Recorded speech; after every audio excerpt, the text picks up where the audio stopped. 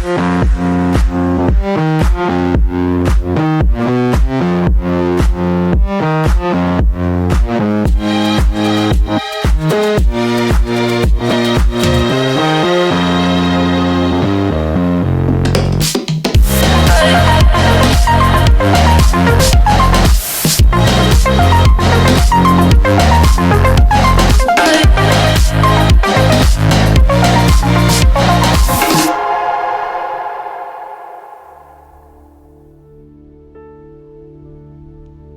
Sisi, kita percaya kuasa Tuhan sempurna dalam hidup kita.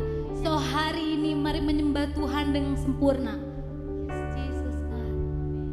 Yes Jesus God.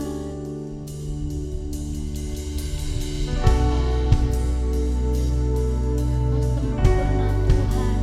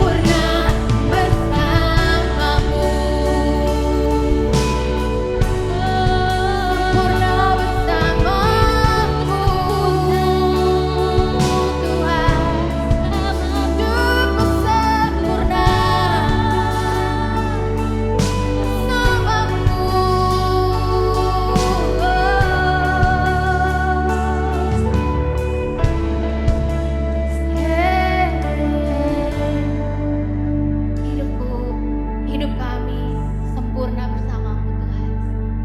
Yes, hidup kami sempurna bersamamu Tuhan.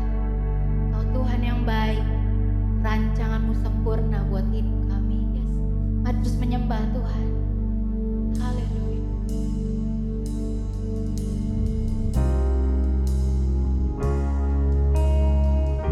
Tuhan baik, Tuhan baik, Tuhan baik. Kebaikannya senantiasa mengejar kehidupan kita. Oh, mari menyembah Tuhan, Tuhan yang baik. Haleluya God, you are good, you are good God, you are good Lord.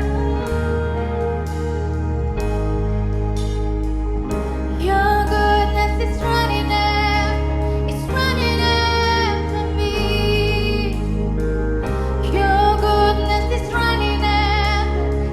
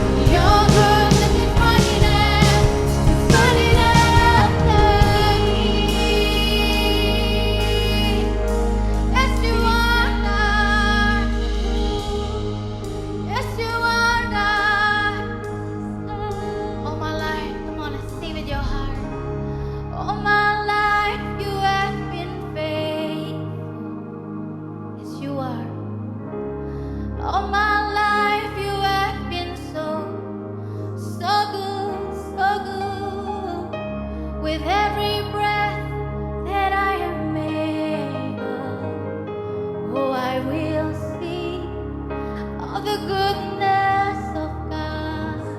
All my life, all my life, all my life you have been faithful. Jesus, thank you, God. All my life you have been so, so good. With every breath that I am able, oh, I will sing of the goodness of God. Oh, I will sing of the goodness of God. Oh, I will sing of the goodness of God. Ini hati kami Bapa, we will sing the goodness of God in our life forever.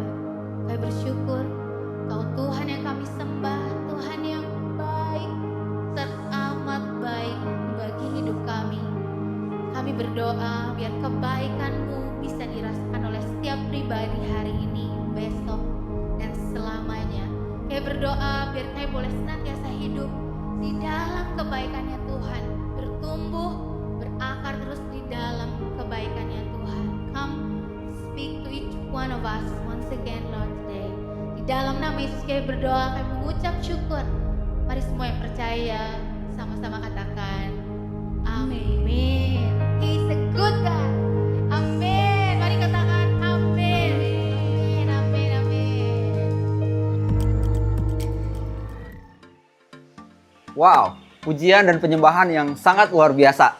Saya percaya hadirat Tuhan yang kuat tidak bisa dibatasi oleh gedung. Walaupun kita masih online, hadiratnya tetap bisa menyentuh setiap kita secara pribadi. Dimanapun kalian berada hari ini, mungkin ada yang ibadah bareng keluarga, bareng teman homesel. Saya percaya kalian beribadah dengan luar biasa dan nyaman banget hari ini. Tapi itu semua terjadi karena ada orang yang mau memberikan diri mereka untuk melayani Tuhan di rumah Tuhan di ICC. Jadi boleh dong kita berikan apresiasi yang terbaik kita dengan mengetik di kolom chat atau teriak dimanapun kalian berada, thank you volunteer. Oke? 1, 2, 3. Thank you volunteers. Saya juga pengen mengucapkan welcome home untuk setiap kamu yang baru pertama kali join di ibadah online di ICC. Kalian adalah keluarga buat kami. Jangan lupa untuk bergabung di Homesel. Caranya langsung aja datang ke icc.church.online. Di sana ada Newcomers Lounge. Kalian bisa join Homesel di sana. Hari ini ada satu pengumuman dan ini penting banget. Mohon dicatat, didengarkan, dan dilakukan. Tanggal 28 Februari 2021 pukul 14 waktu Indonesia Barat via Zoom, kita akan ada Global Encounter Class yang pertama di tahun ini. Katakan yeay!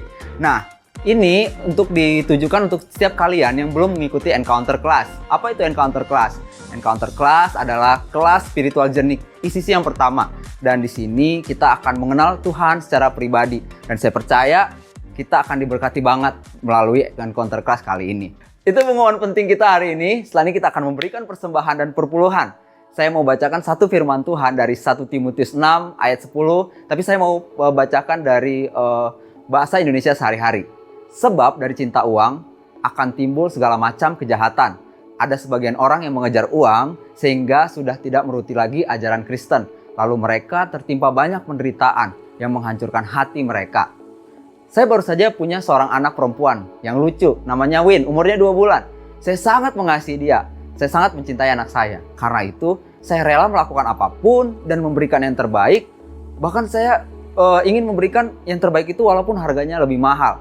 Dari pengalaman saya itu, saya temukan bahwa kita akan rela melakukan apapun dan memberikan yang terbaik pada sesuatu yang kita kasihi. Dan dari ayat tadi kita belajar bahwa Tuhan tidak ingin kita berkorban hanya untuk uang. Tetapi Tuhan ingin kita rela memberikan yang terbaik. Tuhan juga ingin kita mengasihi karena kita mengasihi Tuhan.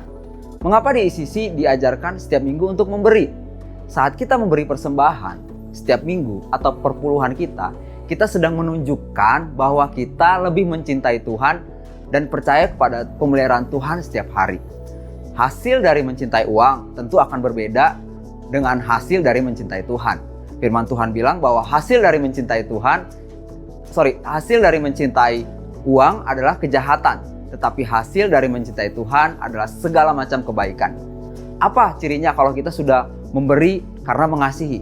Cirinya adalah kita penuh sukacita.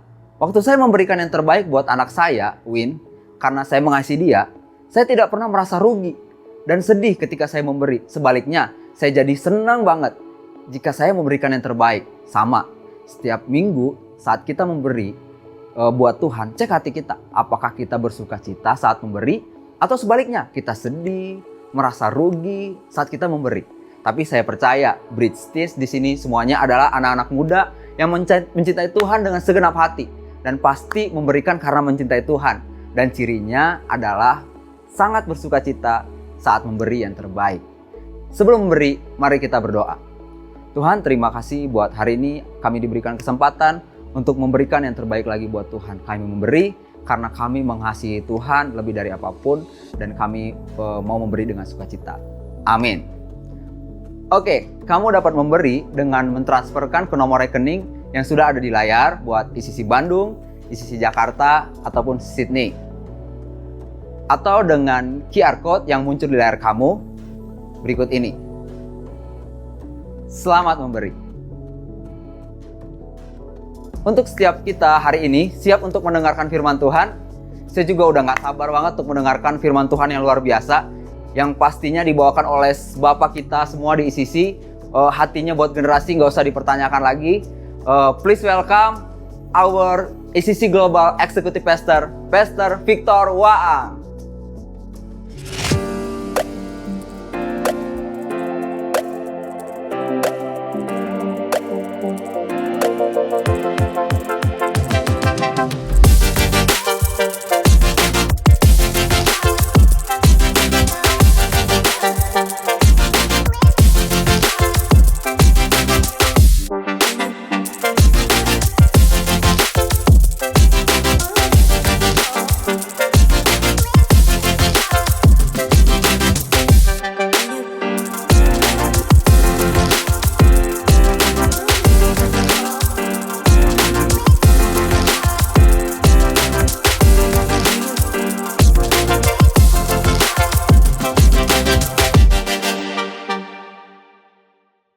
Apa kabar, The Bridge Teens? Senang dapat ketemu dengan kamu semua, sekalipun masih melalui ICC Online Service. Kita berada di minggu kedua yang bertema Awkward. Mengapa? Bukan karena kamu membutuhkan lebih banyak pengalaman memalukan dalam hidup kamu. Kita semua punya banyak pengalaman tentang hal tersebut. Itu karena terkadang membicarakan hal yang benar-benar penting dalam hidup kita dapat sedikit awkward. Tetapi kita pikir gereja adalah tempat terbaik untuk melakukan percakapan paling penting tentang topik-topik besar dalam hidup kita. Tidak peduli betapa awkwardnya kita. Karena itu mengapa dalam minggu ini kita berbicara akan banyak tentang dorongan seksual. Itu sebabnya saya beri judul sharing hari ini adalah batas hidup. Mengapa kita perlu menarik batas hidup, garis batas dalam hidup kita tentang dorongan seksual ini? Dan ini akan menjadi tagline-nya kita hari ini. Just because you can do something doesn't mean you should. Hanya karena kamu dapat melakukan sesuatu bukan berarti kamu harus melakukannya. Pastor, nggak salah ini kita akan bicarakan tentang dorongan seksual. Apa nggak ada tema lain? Benar, hari ini kita akan membicarakan tentang seks dan dorongan seksual di gereja. Dan saya tahu ini bakal jadi awkward, but that's okay. Saya percaya banget kamu semua sudah dapat mengerti dengan tema ini. Dan bukan hanya itu, kita pikir itu adalah hal yang baik untuk kita bicarakan. Karena tanpa kamu semua menyadari atau tidak, Tuhan peduli dengan keinginan dan dorongan seksual kita. Dia peduli dengan apa yang kita lakukan dengan hal itu. Dan karena hal ini penting bagi dia, artinya penting bagi kita. The Bridge, mungkin kamu sangat tertarik dengan percakapan ini. Karena kamu ingin tahu tentang hal-hal seksual dan memiliki banyak pertanyaan. Itu bagus, sangat normal dan sehat. The Bridge mungkin untuk beberapa dari kamu merasa, aduh gak nyaman nih, awkward. untuk membicarakan hal-hal seksual. Enggak apa-apa juga. The Bridge, mungkin kamu bertanya-tanya, mengapa kita berbicara tentang seks di gereja lagi? Bahkan mungkin beberapa dari kalian belum tertarik atau memiliki pertanyaan tentang hal ini. Dan sekali lagi, tidak apa-apa. Semua perasaan ini normal dan sehat. Saya tidak tahu kalian ada di kelompok yang mana. Tetapi yang pasti, apa yang akan saya bicarakan ini untuk masa depan kamu. Karena rencana Tuhan itu sempurna untuk hidup kita masing-masing. Dan saya ingin membantu kamu untuk mengembangkan pikiran dan sikap yang sehat dan positif terkait dengan dorongan seksual. Sekarang ini sebagai The Bridge Teens yang akan dapat mempengaruhi kehidupan kalian saat ini dan masa depan. Nah, sebelum kita masuk ke pembicaraan kita ini, saya mau cerita. Waktu saya seumur kalian, SMP kelas 1, ada masa di mana saya sangat terobsesi dengan seseorang. Waktu itu saya masuk SMP tahun 1986. Saya SMP di SMPK Bawareksa. Hari-hari pertama saya sekolah, saya lihat di kelas saya ada seorang perempuan. Menurut saya cantik banget. Kolaborasi Ambon dan Portugis. Jadi cantik banget. Dan saya kepikiran terus. Semangat banget kalau ngelihat dia. Di kelas, apalagi kalau bisa ngobrol, wah itu bahagia banget harinya. Dan saya suka curi-curi pandang gitu. Kalau guru lagi nerangin, saya suka ngeliatin dia. Sampai akhirnya, passion itu berubah jadi obsesi. Karena yang ada di pikiran saya hanya dia, dan dia, dan dia. Sampai akhirnya ada hari di mana saya sudah nggak tahan lagi untuk ketemu dia. Jadi hari itu saya sekolah jam 6.45 pagi-pagi. Saya bangun jam 5 pagi, terus jalan dari rumah saya di Sekalwa sampai ke rumahnya di daerah Supratman, Jalan Muara Rajen. Wah, saya pikir ini heroik. Saya sampai di rumahnya jam 6 pagi dan saya ketuk pintu dan yang keluar bukan dia, tapi opahnya. Saya nggak pernah lupa, dia marah betul. Opahnya itu masih pakai baju tidur dengan mata melotot ngomong gini, "Kamu ngapain ke rumah orang pagi-pagi? Pulang sana." Aduh, hari itu saya akhirnya pulang ke rumah dengan masih kebayang-bayang muka opahnya yang horor banget. Hari itu, passion saya berubah menjadi obsesi yang membuat saya tidak maksimal hari itu. Ngantuk di sekolah dan juga mengganggu rumah orang kok pagi-pagi. Saya pikir kita semua mungkin memiliki sesuatu yang sangat kita suka. Ya gak sih? Apapun itu. Nah, saya akan memberi kalian daftar hal-hal yang banyak disukai oleh orang-orang seumur kalian tentunya. Jika kamu menyukainya atau tidak, salah satu hal yang saya katakan, saya ingin kamu memberikan respon di kolom live chat. Jika kalian suka, berikan thumbs up. Dan kalau nggak suka, tolong berikan thumbs down. Oke? Semuanya siapkan jempol kalian. Apakah kalian suka game? Sosial media? Sekolah? Pacaran? Olahraga? Punya hewan peliharaan? Atau main bareng teman-teman? Ada di luar rumah? Netflix? Musik, fashion. Mungkin kamu bisa memahami salah satu dari hal-hal tadi. Mungkin kamu sangat juga menyukai sepak bola atau tren baru TikTok. Atau buat cewek-cewek tutorial make up di YouTube. Atau surfing atau hiking. Atau film baru di Netflix, apapun itu. Nah, mungkin juga kalian menyukai band atau art atau teater atau sepak bola atau mungkin gereja. Mungkin kalian bersemangat tentang suatu tujuan atau hubungan atau seseorang dalam hidup kalian. Apapun itu, semua orang tahu kalian menyukainya. Karena kalian selalu membicarakannya, sering memikirkannya, dan memberikan banyak waktu serta energi untuk itu. Apapun yang terjadi, kalian bersemangat tentang hal itu. Meskipun gak ada yang salah dengan passion, semangat yang sangat tentang berbagai hal. Masalahnya dapat dimulai saat passion itu berubah menjadi obsesi. Jadi bagaimana caranya mengetahui apa yang kita rasakan ini, apakah itu obsesi atau passion? Nah, passion biasanya adalah semangat waktu kita mengerjakannya dan suka waktu kita melakukannya. Dan waktu kita mengerjakannya tidak menyebabkan kita mengabaikan hal-hal yang lain dalam hidup kita. Passion itu membuat hidupmu dan hidup orang di sekitarmu menjadi lebih baik. Jadi, saat kita menyukai sepak bola, kita banyak berlatih dan bekerja keras untuk menjadi pemain terbaik dalam tim. Ketika kita menyukai art, melukis atau menggambar atau membuat sketsa, kita belajar sedemikian rupa untuk semakin bagus hasil karyanya.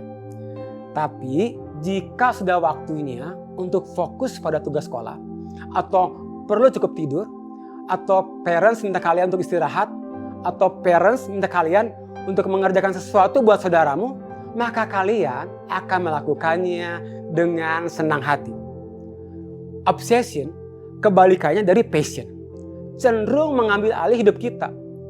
Obsesi itu mengontrol pikiran kita dan memotivasi tindakan kita. Itulah yang kita pikirkan sepanjang waktu. Dan karena itu, hal itu mempengaruhi, merusak semua area lain dalam area kehidupan kita. Jadi, jika kalian terobsesi dengan main game, begadang sepanjang malam untuk bermain, nggak membalas chat atau DM dari teman, bahkan telepon atau chat dari your parents enggak direspon, bahkan kalau kamu lagi main game akan membentak adik kamu jika dia mengganggunya, dan sebagai hasilnya kamu mulai sakit karena kurang cukup tidur, karena main gamenya sampai pagi berhari-hari. Ketika kamu terobsesi dengan media sosial, menghabiskan sebagian besar harimu untuk merencanakan atau memposting ke profil kamu mulai menarik diri dari pergaulan dengan teman-teman kamu demi media sosial kamu bagus. Dan karena itu, meskipun media sosial kamu luar biasa bagus, tetapi kamu kehilangan hubungan dengan teman-teman kamu. See what I mean? Obsesi memiliki cara untuk mengendalikan kita. Mereka memotivasi kamu untuk melakukan hal-hal yang tidak pernah dan tidak harus kamu lakukan.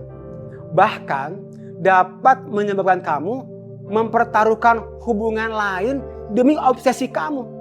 Kita rela mendapat masalah, kehilangan teman, atau membuat pilihan yang mungkin kita bakal sesali.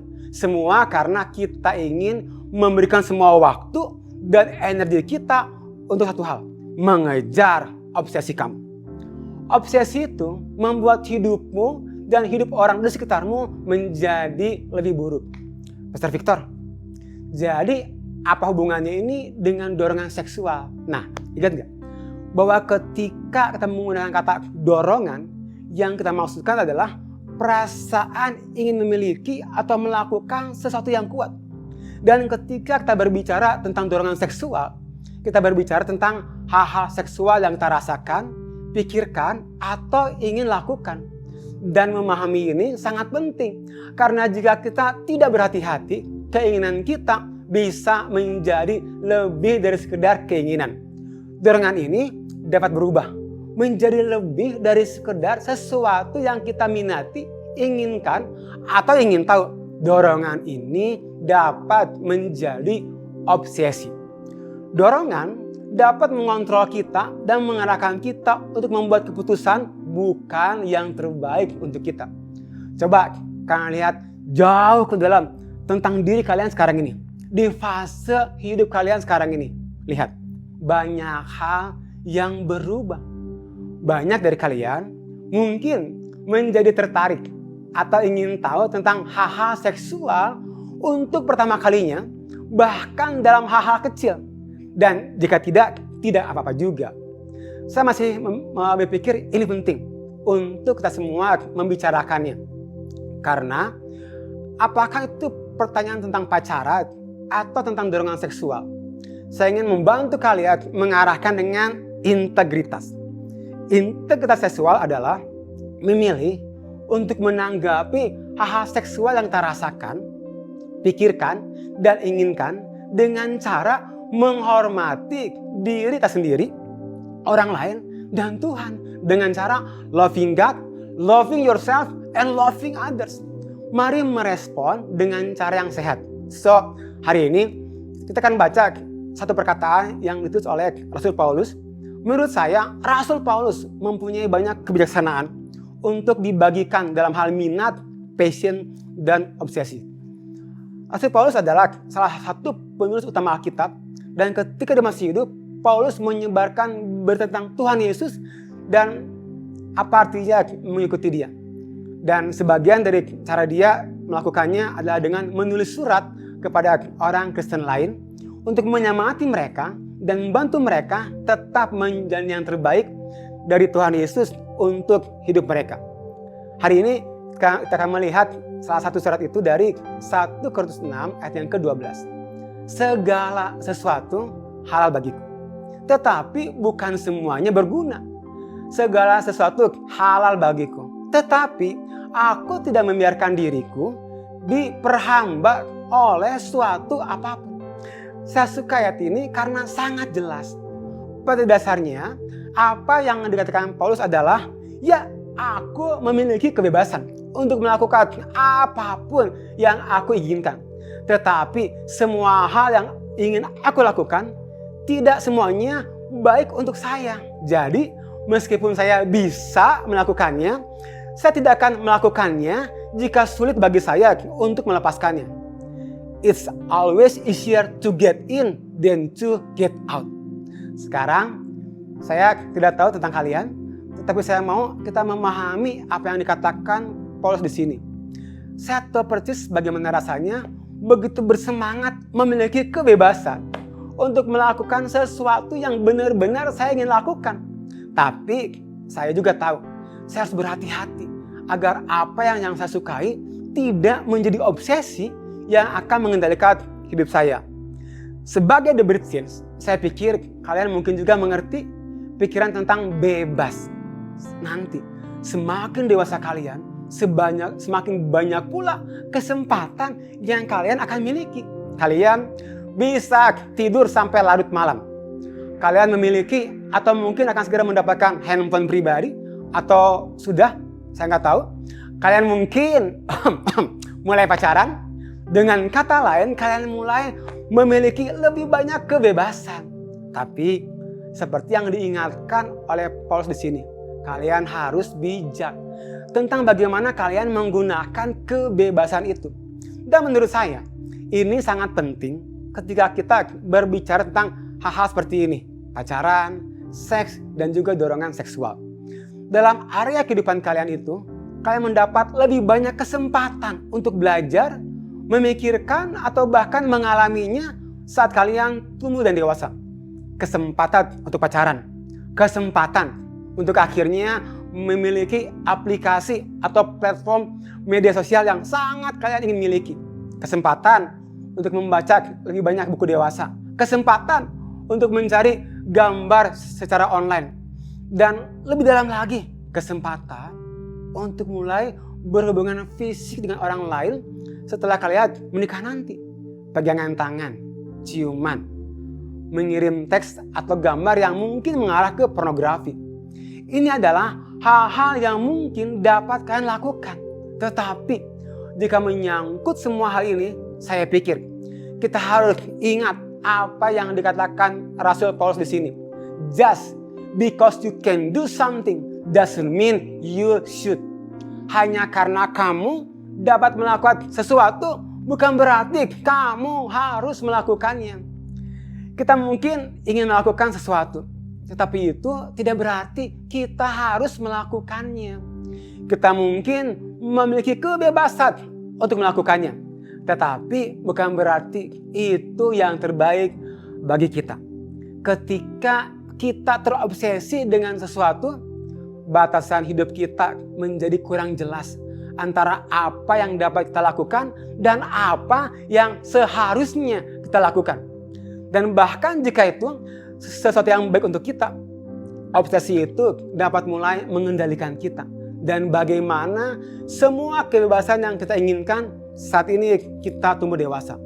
Semua kebebasan yang Tuhan berikan pada kita untuk menjalani hidup terbaik kita dan memilih mana yang sehat dan baik untuk kita. Well, ketika kita melepaskan hal itu, kita membiarkan orang atau kepentingan orang lain untuk mengkontrol hidup kita Dan bukan itu yang saya inginkan untuk kalian. Ini jelas bukan rancangan baik yang Tuhan miliki untuk hidup kalian. Ingat, just because you can do something doesn't mean you should.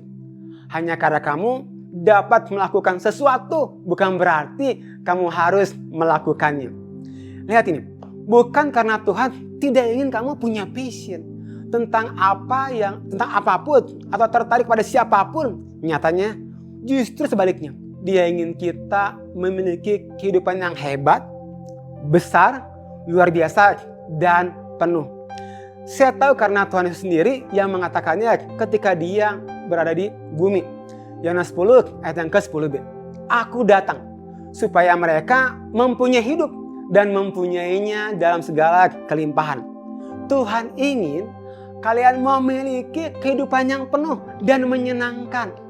Dia ingin kita menjadi orang yang penuh semangat dan bersemangat tentang hal-hal yang bisa kita alami.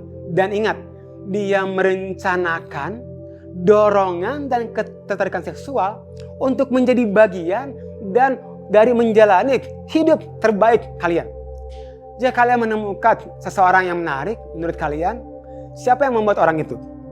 Dan menurut kalian, siapa yang memberi kalian kemampuan untuk menilai orang itu? Tentu Tuhan yang melakukannya, yang mengerjakannya di dalam hidup kita. Jika kalian menghargai cara seseorang berbicara atau berpikir, kalian sedang menghargai ciptaan Tuhan. Dan kalian memiliki kebebasan untuk mengekspresikan ketertarikan yang diberikan Tuhan dengan cara menghormati diri kita sendiri, menghormati orang lain, dan menghormati Tuhan. Dengan kata lain, kalian dapat mempraktekkan integritas seksual. Jadi, apa sih artinya bagi kita?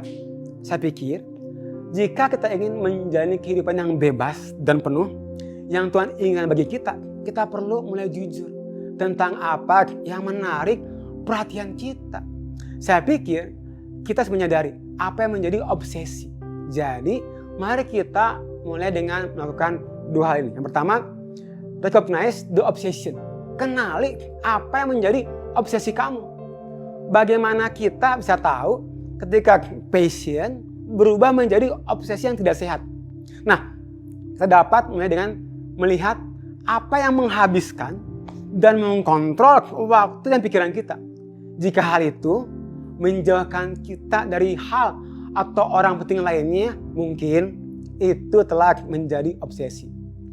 Mengirim chat ke orang yang kalian sukai, tidak peduli dengan jam berapa, sekarang kalian terus kirim chat, bahkan kalian mengabaikan teman-teman kalian untuk menghabiskan waktu dengan pacar, marah dengan orang tuamu karena mengambil handphonemu, itu semua adalah tanda bahwa kalian sedang bergerak menuju obsesi yang tidak sehat. Mulailah mengenali dan menamai obsesi tersebut sehingga kalian dapat yakin bahwa itu tidak akan menghabiskan dirimu. Yang kedua, create boundaries, buat batasan. Setelah kalian mengenali obsesi kalian, langkah selanjutnya adalah menemukan keseimbangan dalam hidup kalian dengan menciptakan batasan. Kalian dapat mulai dengan berbicara dengan seorang yang dewasa, apakah itu your parents, home leadermu, atau bapak rohanimu yang terpercaya, yang dipercaya untuk dapat membantu kalian, untuk dapat membuat batasan untuk dirimu sendiri. Nah, kemudian kamu dapat mengetahui langkah pertama yang harus diambil untuk mulai mengubah sikapmu. Kalian mungkin harus membuat beberapa pilihan sulit, seperti putus dengan seseorang karena memang belum waktunya juga, careless, masih SMP. Meminta parents kamu untuk mengontrol penggunaan handphone dan lain-lain sebagainya. Tapi sejujurnya hal itu pada akhirnya akan sangat berharga. Kalian akan mendapatkan kembali kebebasan untuk membuat pilihan yang lebih sehat dan bijaksana untuk diri kamu sendiri hari ini dan untuk masa depan. Ada satu cerita bagus dari Cristiano Ronaldo.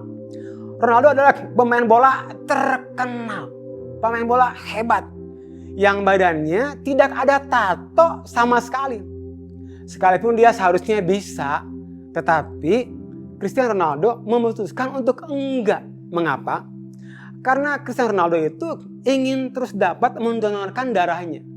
Karena kalau harus ditato, untuk dapat mendonor lagi butuh waktu sekitar 4-6 bulan. Nah, Ronaldo itu nggak mau menunggu waktu selama itu agar dia dapat memberikan donor darahnya lagi. Wow. Just because you can do something doesn't mean you should. Hanya karena kamu dapat melakukan sesuatu bukan berarti kamu harus melakukannya. Nah, bagi beberapa dari kalian yang bergumul dengan hal-hal yang lebih sulit, langkah ini mungkin terasa sangat awkward. Dan ini akan membutuhkan banyak keberanian. Mungkin sulit bagi kamu untuk berbicara dengan seseorang tentang obsesi yang kamu miliki.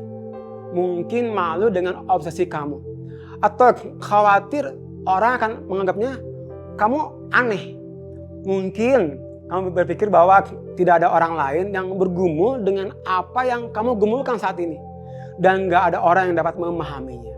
Tetapi, saya percaya, orang yang kamu ajak bicara bisa mengatasinya. Mereka tidak akan menganggap kamu aneh atau gila atau orang jahat. Mereka akan berpikir kamu berani untuk terbuka dan mengambil langkah yang luar biasa untuk membangun batasan dalam hidup kamu. Tuhan peduli tentang apa yang kita lakukan dengan dorongan seksual kita. Dia ingin kita menjaga diri kita sendiri agar tidak membiarkan minat kita, passionnya kita menjadi obsesi. Dalam hal seksual, dia ingin kita mengingat bahwa meskipun kita bisa melakukan sesuatu, itu tidak berarti yang terbaik untuk kita. Mengembangkan pikiran dan sikap yang sehat dalam hal ini hanyalah salah satu cara agar kita tidak hanya menghormati Tuhan dan diri sendiri, tetapi juga mencintai dan menghormati orang-orang yang ada di sekitar kita. Dan ketika kita melakukannya, tidak hanya akan membantu kita memiliki hubungan yang lebih baik dan lebih sehat, serta membuat pilihan yang lebih bijak hari ini. Itu juga akan membantu kita dalam hubungan yang akan kita bangun untuk masa depan kita. Saya tahu ini gak mudah. Saya tahu bahwa percakapan seperti ini dapat sangat awkward. Tapi saya juga tahu bahwa hal ini penting untuk kita membicarakannya. Karena hal yang kita bicarakan ini akan membantu kita untuk mengambil langkah, untuk mendapatkan yang terbaik dari Tuhan, untuk semua area kehidupan kita, termasuk hal-hal seperti dorongan seksual. Ingat, just because you can do something doesn't mean you should.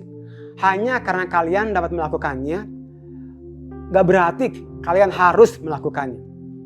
Di Homesel kita minggu ini, pikirkan tentang satu pertanyaan ini. Adakah sesuatu dalam hidup kamu yang mungkin berubah menjadi sebuah obsesi yang tidak sehat?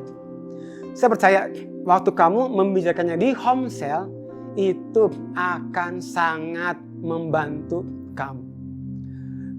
Apapun yang kalian hadapi saat ini, dengan dorongan seksual yang ada dan berubah menjadi sebuah obsesi, mungkin kalian ada yang terikat dengan pornografi ataupun dengan kebiasaan seksual lainnya yang gak sehat. Hari ini mari terbuka di depan Tuhan. You know, saya mulai kelas 5 SD mulai baca buku porno, mulai nonton film porno. Bahkan saya dari kecil tuh saya melakukan hal-hal yang jorok yang kalau saya ceritakan mungkin kalian perlu mengambil plastik karena pasti akan muntah. Tapi dengar, waktu saya terbuka, keterbukaan itu menyembuhkan saya. Hari ini, mari semua mata terpejam. Kalau engkau sedang lihat di YouTube hari ini, dan engkau tahu bahwa firman Tuhan ini adalah buatmu, bolehkah engkau taruh tanganmu di dada? Kalau engkau rasa ada dorongan seksual yang gak sehat, yang kotor, yang jorok, yang bahkan kalau engkau ingat engkau pernah melakukannya, engkau merasa dirimu enggak layak. Tapi hari ini, mari taruh tanganmu di dada. Sikyara laba homa sakara baka. Lama koma sakabah kama saka. Saya berdoa hari ini Roh Kudus menjamahmu. Di setiap ruangan demi ruangan. Mungkin kau lagi di kamarmu. Mungkin kau lagi di ruang TV-mu. Mungkin kau lagi dengan handphonemu di kamarmu. Tapi aku berdoa dalam nama Yesus. Hari ini mengangkat setiap rasa bersalah. Rasa enggak layak. Di dalam nama Yesus. Kalau engkau orang sekali lagi, mari taruh tanganmu di dada. Biarkan Roh Kudus menjamahmu hari ini. Kalau Tuhan tolong saya. Tuhan melepaskan saya. Saya tahu Tuhan yang sama udah sanggup melepaskanmu. Haleluya. Tuhan Yesus kau melihat. Roh Kudus kau melihat setiap tangan-tangan yang diletakkan di dada mereka. Aku berdoa dalam nama Yesus. Hari ini mereka mengerti integritas seksual. Menghormati Tuhan. Menghormati diri mereka sendiri. Dan menghormati orang lain. Dalam nama Yesus aku memperkatakan kelepasan. Kelepasan terjadi buatmu saat ini di dalam nama Yesus. Haleluya. Saya percaya engkau diberkati hari ini. Kita akan akhiri ibadah kita hari ini. Mari kita angkat kedua tangan kita. Bersyukur buat hari ini. Kami percaya kami adalah anak-anak The Bridge Teens yang merdeka. Yang dipulihkan. Kami tahu kami punya passion. Dan kami gak akan pernah membiarkan passion kami berubah menjadi obsesi. Dalam nama Tuhan Yesus sama berdoa memberkati semua sekolahmu, semua pelajaranmu, semua passionmu. Aku memberkatinya supaya sungguh lewat passionmu engkau menemukan purpose-mu. Dan engkau menggunakan semua passion, purpose itu buat people. Akibatnya orang akan melihat hidupmu adalah hidup yang berhasil. Thank you Lord. Dalam nama Tuhan Yesus kami berdoa. Dan setiap kita yang percaya berkata amin. Tuhan Yesus memberkati. See you next week. God bless you. Terima kasih telah mengikuti ibadah online ICC Church. Semoga saudara diberkati. Kami percaya bahwa gereja adalah keluarga.